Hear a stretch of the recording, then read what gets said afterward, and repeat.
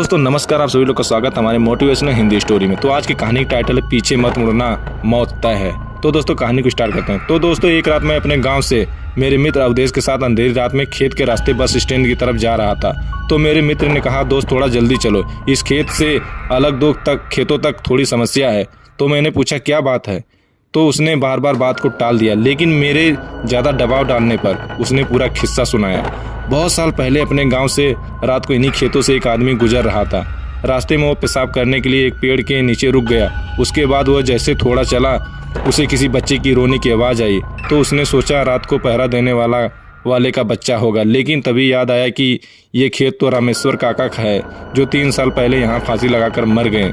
वह आदमी सहमे हुए कदमों से आगे बढ़ता रहा और उसके दिमाग में उन लोगों की बातें याद आई कि इस खेत में गुजरते वक्त रात को कभी भी पीछे मत मुड़ना, कोई रास्ता पूछे तो उसके आंखों और पाँव को मत देखना, कोई कितना भी बोले मत सुनना। ये सब बात दिमाग में सोचने से उस आदमी की हालत बहुत बुरी हो गई और सोचने लगा कि उसने यहाँ आने से पहले ये सब क्यों नहीं सोचा। वो जैसे जैसे आगे बढ़ता वैसे वैसे बच्चे की आवाज़ और तेजी होती जा रही थी और ऐसा लग रहा था जैसे वो उसके साथ ही चल रहा है। तभी अचानक उसने देखा कि एक पेड़ से बंधे झूले में बच्चा लेट रहा था।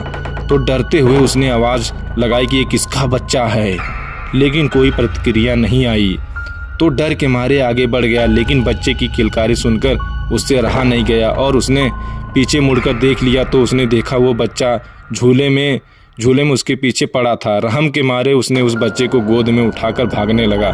थोड़ी देर बाद वह बच्चा उसे भारी लगने लगा और देखकर चौंक गया कि उसके पैर लंबे होकर जमीन को छूने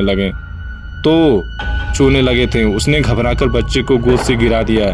जैसे ही वह बच्चा गोद से गिरा तो बच्चा बड़े आदमी की तरह जोर जोर से हंसकर बोला, तू आज तो बच गया। अगर मेरे पैर जमीन छू लेते तो तुझे आज यहाँ कोई नहीं बचा सकता, तेरी मौत तय थी। यह कहते ही वो बच्चा गायब हो गया। वो इंसान गिरते पड़ते घर तक पहुंचा और घर पहुंचते ही बेहोश हो गया। जब उसे होश आया तो उसने गांव वालों की ये सारी बात और सारी कहानी बताई।